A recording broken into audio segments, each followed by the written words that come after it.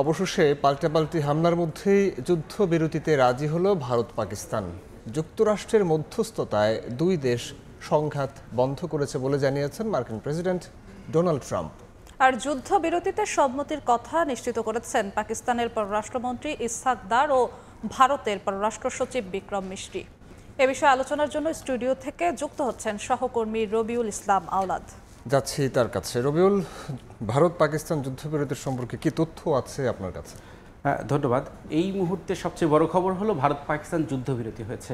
আপনি জানেন যে এই 4 দিনের যে পাল্টাপাল্টি হামলা চলছিল, হামলায় হতাহতের সংখ্যা বাড়ছিল দুই দেশের মধ্যে, সেই হামলার মধ্যে আকস্মিক সিদ্ধান্ত এসেছে দুই দেশের মধ্যে যুদ্ধবিরতির। এবং এই যুদ্ধবিরতির খবরটি প্রথমে দিয়েছেন মার্কিন প্রেসিডেন্ট ডোনাল্ড ট্রাম্প। তিনি তার যে নিজস্ব সোশ্যাল মিডিয়া ট্রুথ সোশ্যালে তিনি বলেছেন যে 48 ঘন্টার আলোচনা হয়েছে। পাকিস্তান এবং ভারতের শীর্ষ কর্মকর্তাদের মধ্যে টেলিফোনে তিনি কথা বলেছেন, ভাইস প্রেসিডেন্ট জেডি ভ্যান্স কথা বলেছেন এবং মার্কিন পররাষ্ট্রমন্ত্রী মার্কো রুবিও তিনিও কথা বলেছেন।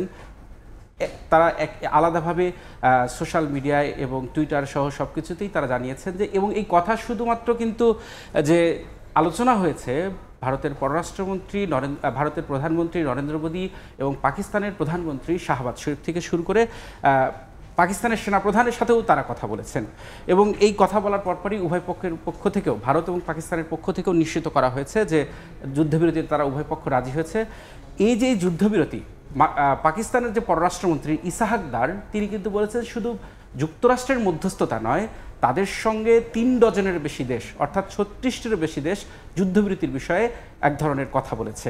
এবং এই যুদ্ধবিরতির পরপরই কিন্তু আমি যেটি জানতে পেরেছি যে পাকিস্তানের আকাশপথ খুলে দেওয়া হয়েছে, অর্থাৎ তারা বলেছে এই মুহূর্তে সকল ধরনের বিমান চলাচল করতে পারবে পাকিস্তানের আকাশে। আরেকটি বিষয় যেটি বলে রাখতে পারি সেটি হলো যে পাকিস্তানের পররাষ্ট্রমন্ত্রী বলেছেন যে তারা আঞ্চলিক শান্তি এবং স্থিতিশীলতার স্বার্থে এই যুদ্ধবিরতিতে রাজি হচ্ছেন, তবে নিজ দেশের ভূখণ্ড এবং অখণ্ডতা রক্ষায় তিনি এই ধরনের ছাড় দেবে না করে। রবিউল, আপনাকে ধন্যবাদ।